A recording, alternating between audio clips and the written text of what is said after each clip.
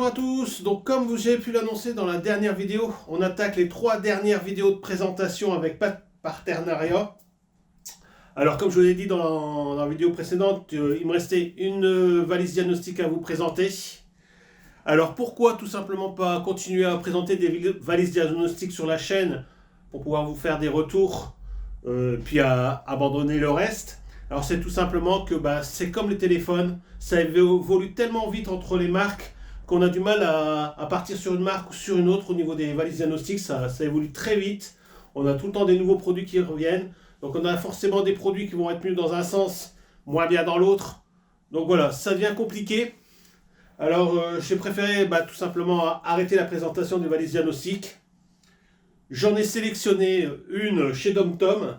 Alors à savoir qu'ils m'ont laissé le choix de choisir moi-même la valise que j'allais vous présenter aujourd'hui, enfin dans la dernière vidéo. Alors j'ai hésité entre 3 modèles. Alors j'ai choisi un modèle qui correspond plus à votre attente à vous, donc entre semi-pro et amateur. Donc on n'est pas encore dans la valise de diagnostic professionnel. Dans tous les cas, je vous montrerai moi plus tard dans les vidéos, en mode tuto ou en présentation, je vous présenterai ma valise à moi que j'utilise depuis un certain temps, que j'utilise tous les jours. Voilà. Donc je commence à avoir l'habitude de travailler avec, il y a pas mal de modules qui sont en option que j'ai avec, donc je vais pouvoir vous présenter tout ça. Et on pourra faire des tutos qui correspondront bien sûr à l'utilisation d'une valise diagnostique en général et non plus consacrée à une marque. Voilà, donc aujourd'hui, présentation de la Artidiag 900 Lite. Alors à savoir que vous avez la Artidiag Pro, l'Artidiag DT. Alors pourquoi j'ai choisi la Lite? C'est parce que elle est en mode Bluetooth, donc c'est-à-dire qu'on peut tourner autour du véhicule avec. Alors avec ses petites sœurs et ses grandes sœurs que eux sont plutôt connectés directement avec un filaire sur le ODB2. Alors pourquoi? Tout simplement, je voulais tester le mode Bluetooth sur cette valise là pour pouvoir faire un petit peu un retour pour vous. Alors à savoir que automatiquement, comme on travaille sur du Bluetooth et une catégorie de valise diagnostique qui est amateur semi-pro, ça enlève quelques diagnostics qu'on pourrait faire, enfin peut-être pas des diagnostics mais des utilisations. Alors je pense à la version pro, vous avez la possibilité de rencoder des injecteurs qu'ici sur la Lite, vous ne pourrez pas. Mais par contre voilà, on a un petit peu plus d'autonomie. On a une option aussi qui est pas mal, qui est le fait qu'on peut contrôler les nouveaux systèmes de batterie. Alors vous savez bien que je vous ai déjà présenté ça sur des valises spécifiques qui permet de voir l'état de vie de votre batterie, de pouvoir tester, de pouvoir faire des préparations pour le encodage derrière. Alors à savoir que d'habitude c'est des valises qui sont un peu plus élevées, mais chez DomTom ils ont pas mal de petits modules comme ça que vous pouvez additionner à votre valise diagnostique. Donc ici on est dans une marque quand même d'amateur semi-pro, enfin un modèle d'amateur semi-pro, et on a déjà la possibilité de venir rajouter des modules. Donc ça évite de devoir acheter la valise supérieure pour pouvoir évoluer et faire plus de choses. Il vous suffit juste d'adapter un module qui vient se greffer à votre valise diagnostique que vous avez déjà en votre possession, ça la fait déjà évoluer et optimiser. Alors DomTom ils ont pas mal de petits modules, à savoir en plus que leurs modules vont aussi sur des valises diagnostiques d'autres marques. Alors je ne citerai pas les marques, je ne citerai pas les différents modules, mais sachez que vous avez possibilité d'utiliser des modules DomTom sur d'autres marques de valises diagnostiques. Dans tous les cas, sur le site c'est bien détaillé, vous pourrez aller voir vous-même et vous verrez qu'il est indiqué sur quelle marque s'associent aussi les modules. Donc ici on a le module Pro S, donc qui est un module de test de batterie, de paramétrage et de calibrage de votre batterie, comme vous pourrez retrouver sur des valises diagnostiques de plus haut modèle. Voilà. Donc, cette valise est disponible chez Amazon. Donc, j'ai pris les liens Amazon pour que ça soit plus facile pour vous plutôt que vous envoyer sur un site ou sur un autre. À savoir aussi que monoutillage.com vend aussi la marque DomTom. Mais bon, là aujourd'hui, les liens c'est pour Amazon. Vous irez voir directement celle qui vous intéressera plus si vous êtes intéressé. Tous les modèles sont référencés sur le site DomTom. Je vous mettrai le lien de la Lite et de la Pro, comme ça vous pourrez voir les différentes choses que ça vous apporte ou non. Voilà, entre le filaire et le non-filaire. Donc voilà, c'est parti pour la présentation de la valise dans un premier temps. Ensuite, on ira sur la 207, passer un petit coup de valise dessus pour vous faire voir les différents onglets et pouvoir aussi vous faire voir un peu l'utilisation. Alors, un petit conseil que je vais vous faire tout de suite. Quand vous avez acquisition d'une nouvelle valise, il va falloir l'activer, il va falloir lui mettre un mot de passe, il va falloir aussi parfois associer ça à un compte mail. Donc je vais vous donner en info ce que je fais moi quand je réceptionne une valise diagnostic, c'est que je crée un compte mail directement associé à la valise. Non pas je ne fournis pas un email que j'ai déjà en ma possession qui est privé ou même professionnel, je crée directement une adresse mail qui correspond à la valise.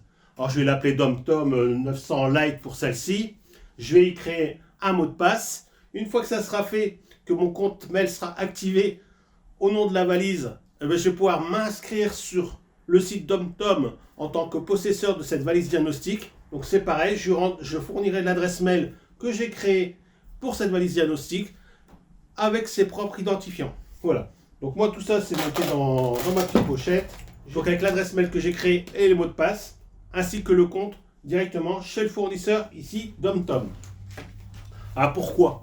C'est tout simplement comme ça, si ça évolue, que vous voulez passer à un modèle supérieur et que vous voulez revendre votre valise, il suffira de vendre votre valise avec son compte, comme ça vous êtes tranquille. C'est à savoir que sinon vous allez rentrer une adresse mail qui correspond à vos infos personnelles et qui sera susceptible d'être distribuée à une autre personne. Et revenir en marche arrière en sortie d'usine sans mot de passe, tout ça, ça devient compliqué. Si une fois que vous aurez activé les codes qui vous ont fournis avec, ça devient galère de remettre une valise diagnostic sortie d'usine comme à la livraison. Vous aurez toujours des traces d'informations qui traîneront dedans. Donc je vous conseille de faire ça. Voilà. Donc on passe on va dire au déballage, mais moi je l'ai déjà déballé, j'ai déjà utilisé plusieurs fois. Donc le bouquin, une prise secteur pour pouvoir la recharger. Alors c'est ce qui va changer aussi avec le système Bluetooth et le filaire, c'est-à-dire que quand vous avez un filaire, vous branchez ça sur l'ODB, ça charge en même temps votre tablette, tandis qu'ici, non, il va falloir la charger manuellement quand vous allez utiliser votre valise diagnostic. Ça vous permet de l'avoir à 100% de charge, parce que si vous oubliez, quand vous allez aller la chercher parce que vous en avez besoin, elle sera déchargée. Voilà, c'est la différence entre la Bluetooth et une filaire. Ensuite, moi je l'ai sorti, mais vous avez le système que vous allez mettre à l'ODB2 qui se greffe directement par alimentation au dos de votre tablette tactile. Vous avez aussi sur le dos la petite poignée. Donc moi elle a déjà des traces un peu de saleté. Voilà, vu que je l'ai utilisé. Alors sinon c'est du 8 pouces. 8 pouces, très bonne prise en main, très robuste, plastique vraiment rigide. Alors sur la partie supérieure, on retrouve quasiment toutes les boutons. Alors, premier bouton, ça va être la mise en route, le power. Le casque juste à côté. La prise Ethernet. USB. Prise de charge secteur. En plus, ici, vous avez la possibilité de venir brancher un câble HDMI pour un écran auxiliaire. Et ensuite, vous avez ici une prise style les nouvelles prises USB, USB-C. Voilà.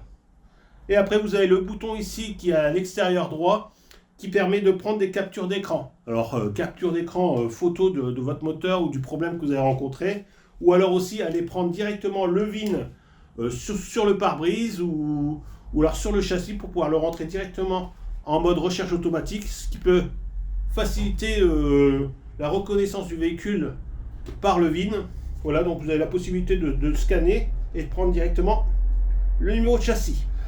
Ensuite, sur le dessous, vous avez les haut-parleurs. Voilà. Donc, à savoir qu'on est sur une tablette Android. Donc, c'est une tablette tactile que vous pouvez utiliser pour aller sur Internet, télécharger des applications, utiliser comme une tablette de maison. Et dedans, vous avez le programme de diagnostic qui va vous permettre de faire toutes les recherches et les tests sur votre véhicule. Donc, On va se retrouver tout de suite sur la 207 pour faire un petit tour de ce qu'on a la possibilité de faire avec cette valise diagnostic. Et puis on se retrouvera ici à l'atelier pour faire le débriefing à la fin. Allez, c'est parti. Donc voilà, c'est parti. Donc, j'ai installé, du coup, grâce à la petite poignée, notre valise diagnostic sur le tableau de bord. Alors, comme vous pouvez vous rendre compte, nous avons ici les différents onglets. Donc Google, voilà, j'en ai pas téléchargé beaucoup. Nous avons aussi le paramétrage de la tablette. Donc c'est ici que vous rentrerez votre réseau internet, tout ça, vous avez l'habitude. Le niveau de batterie de votre tablette. Le système, c'est ici qu'on pourra faire une réinitialisation. Voilà, qu'on pourra relancer le rétablissement en sortie d'usine. Voilà, vous avez la possibilité d'effacer toutes les données. Donc si vous avez, au moment de la connexion de l'utilisation, vous n'avez pas la langue française, vous vous rendez compte que quand vous faites un diagnostic, la description est en anglais. Bon, c'est que la première mise en route n'a pas été vraiment bien faite. Donc il vous suffit ici de venir faire effacer toutes les données. Vous allez repartir en mode usine et là vous sélectionnez la langue française et à partir de là, votre premier jag. Une fois que le jag est fait, vous faites les mises à jour. Voilà, comme ça vous aurez toute la tablette en version française. Voilà, donc le système, vous aurez la possibilité d'aller voir vous-même. Hop, voilà. Donc ensuite, on a le logiciel d'utilisation pour faire les diagnostics ici sur la gauche. On va le lancer. Voilà, donc on va voir ensemble les différents onglets qui sont sur la page de travail. Donc une fois le logiciel lancé, améliorer, ça va être toutes les mises à jour. Tester, ça va être utiliser le petit module que je vous ai montré en option qui va vous permettre de contrôler l'état de votre batterie. Donc on aura un essai de batterie, on aura un essai de démarrage, un essai de charge, l'essai du système complet. Une bibliothèque qui comporte les batteries avec les différents modèles. On pourra établir un rapport d'essai. Vous avez ici un petit guide qui vous permet de faire fonctionner au mieux votre logiciel et votre petit module de contrôle. Et ici, forcément, les différents réglages. Ensuite, vous avez les informations d'utilisateur. Donc, si vous êtes professionnel, vous allez pouvoir entrer le nom de votre entreprise, son adresse, ses coordonnées. Comme ça, quand vous établirez un contrôle, un rapport, vous allez pouvoir l'imprimer. Donc, c'est-à-dire de la tablette, vous allez pouvoir vous l'envoyer, l'enregistrer et vous l'envoyer sur une adresse mail que vous aurez choisie. Donc, soit celle que vous avez créée pour votre tablette ou alors directement chez le client en rentrant son adresse mail. Comme ça, il recevra directement le rapport de diagnostic de son véhicule avec toutes les informations que vous avez rentrées, votre nom d'entreprise, le kilométrage, enfin voilà, vous avez compris. Dossier, c'est là que vous allez retrouver toutes les captures d'écran, les différents contrôles que vous avez fait ou diagnostic sur des véhicules. Donc ça reste entreposé dans le dossier. Et ensuite, bibliothèque, c'est tous les codes d'identification d'anomalies que vous allez retrouver. Donc les codes défauts, en rentrant les codes défauts, vous allez avoir des descriptions. Donc maintenant, c'est ici que vous allez retrouver tout ce que vous allez pouvoir réaliser en option sur cette tablette. Donc je vois par exemple les contrôleurs de papillons, le mode atelier pour tout ce qui va être freinage, le contrôle des batteries, l'ABS, les airbags, la réinitialisation des systèmes de vidange, le filtre à particules. Voilà, l'onglet qui manque, je pense que c'est la reprogrammation des injecteurs. J'aurais bien voulu avoir ça en plus sur ce mode. Mais voilà, on le retrouve sur le modèle filaire et non sur le modèle Bluetooth. Donc diagnostic, alors on va voir pour lancer un diagnostic. Alors vous avez la possibilité d'aller rechercher votre VIN manuellement, suivant la marque, le modèle. Donc ça, je vous conseille de faire ça quand vous avez des soucis de VIN automatique, c'est-à-dire que le véhicule, vous avez du mal à retrouver des informations sur votre véhicule, ou il ne se connecte pas, ou vous avez des soucis, bah, parfois allez directement manuellement chercher votre véhicule, la marque, si c'est une Can ou une Dan, et à partir de là, vous allez peut-être avoir la possibilité de rentrer dans votre véhicule. Je sais qu'il y a des véhicules, c'est compliqué à rentrer à l'intérieur. Plus ils sont anciens et plus c'est compliqué. Les nouveaux modèles, c'est vraiment plus facile de rentrer dans le véhicule. Alors, à savoir que moi, ça m'a déjà arrivé de changer carrément de marque ou de type de véhicule pour retrouver juste la motorisation. Voilà, c'est une chose que vous pouvez faire aussi. Donc, le VIN, vous avez la possibilité de le faire en l'écrivant. Donc, c'est-à-dire que voilà, vous avez la carte grise. Vous avez la carte grise et vous avez la possibilité de le rentrer manuellement ou alors faire un VIN auto. Donc, c'est là qu'il va rechercher automatiquement les VIN. Alors, chez PSA, c'est plus compliqué. Autant que chez Renault ou chez Volkswagen, on a le VIN qui s'affiche assez rapidement. Chez PSA, parfois, il faut le taper manuellement. Donc, si vous le tapez manuellement, bah voilà, c'est avec un clavier. Voilà, mais vous avez la possibilité aussi d'utiliser la tablette en mode scan, comme je vous ai montré tout à l'heure, en faisant une capture directement sur le numéro de châssis ou sur où est implanté le VIN. En général, c'est au niveau du pare-brise. Voilà. Donc nous, on va lancer un mode auto. Donc voilà, nous sommes arrivés à nos 100%. Donc ici, problème dans le BSI et au niveau de la direction assistée. Alors nous aurons la possibilité d'établir un rapport à partir d'ici. Donc tous les défauts que vous allez rencontrer dès le premier scan. Vous allez pouvoir effacer directement les codes défauts. Si vous avez un doute sur un code défaut et que vous voulez tout de suite effacer pour voir s'il revient, vous pouvez le faire tout de suite. Afficher tout, ça va afficher tout le scan qu'il a fait, alors que là, il vous met tout de suite les deux problèmes rencontrés, aussi bien au niveau du BSI que de la direction assistée. Si je fais afficher tout, il va me les mettre dans le désordre. Vous voyez, bon, il faudra les sélectionner nous-mêmes. Donc nous, on fait afficher normalement. Donc à partir de là, on va pouvoir rentrer dans le menu, dans le sous-menu, qui va nous donner les informations. Couper et mettre le contact. Ok. Voilà. L'outil n'arrive pas à déterminer la position du Shine Park. Assurez-vous que le Shine Park est bien. Non. Ok, allez, hop. Alors, nous allons retrouver encore dans des sous-menus. On va voir les informations ici, forcément de notre BSI. Donc c'est là qu'il va avoir la référence PSA, voilà, toutes les références. La date de mise à jour. Voilà. Donc il y a déjà eu 2 téléchargements.